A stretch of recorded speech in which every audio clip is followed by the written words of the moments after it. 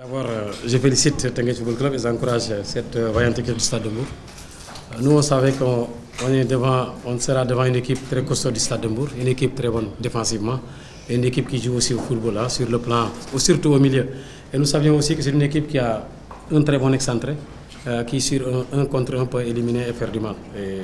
Et nous, on avait les arguments, et l'argument principal qu'on avait, c'était d'essayer de mettre du rythme dans le jeu, de les épuiser, parce que nous on savait, eux, ils vont jouer avec le temps, même s'ils savent jouer au football, ils savent qu'ils ont un très bon gardien, ils vont nous user en deuxième période, essayer de casser le rythme aussi à un certain moment pour nous amener au tour de but.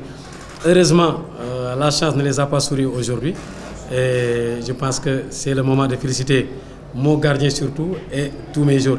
Mais l'analyse réellement que je fais, que ça a été très déterminant durant les prolongations. À un certain moment, j'ai senti l'équipe du Stade de Mbour très épuisée. Et par contre, nous aussi au milieu, on était un peu épuisés sur les excentrés. On s'est dit que donc c'est normal qu'on change les deux excentrés et qu'on change aussi le milieu. Et je pense qu'à partir de ce moment, on a augmenté le rythme pour ne pas aller au tir au but, mais on a arrêté des occasions. Ce n'est pas parce qu'on a arrêté aussi des occasions aujourd'hui, ce n'est pas parce qu'aujourd'hui nos attaquants manquaient de lucidité devant les buts, c'est parce que devant cette vaillante équipe du Stade de Mbour, il y avait un très bon gardien aussi. Vous savez, l'idéal à un certain moment, quand on ne pouvait pas aller sur les côtés, on avait essayé, parce qu'on avait travaillé une sortie à 3 où le ballon passe directement sur les latéraux à partir de la ligne médiane. En première période, on l'a fait bien, en début de match. En deuxième période, eux, ils ont rectifié, ils l'ont compris. Et à chaque fois qu'on essayait de jouer long, c'est le latéral qui se mettait à l'intérieur et laissait notre excentré. À un certain moment, ce n'est pas Omar qui était tout seul, comme vous l'avez bien dit, avec l'ex-central et le latéral, et il ne gagnait pas les ballons. Malheureusement, à ce moment, on n'avait pas un avant-centre sur le banc.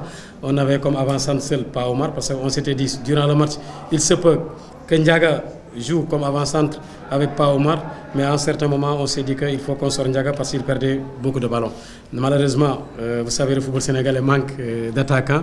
Nous, on en souffre aussi, raison pour laquelle aujourd'hui, on avait comme avant-centre pas Omar. Mais vous savez, si une équipe essaie de comprendre votre système de jeu, il faut essayer de faire rentrer des joueurs qui ont de l'expérience un tout petit peu au milieu pour calmer le jeu et vraiment essayer de continuer à décaler. Comment, surtout en première intention, on a essayé de le faire avec Motar Fall et Emma, ça n'a pas marché et on les a demandé en deuxième période que moi je vous ai fait entrer, pas parce que Dame était fatigué, mais c'était surtout comme on ne pouvait pas faire ce jeu de dédoublement, au moins vous, à partir du milieu de terrain, une touche et une passe sur les couloirs.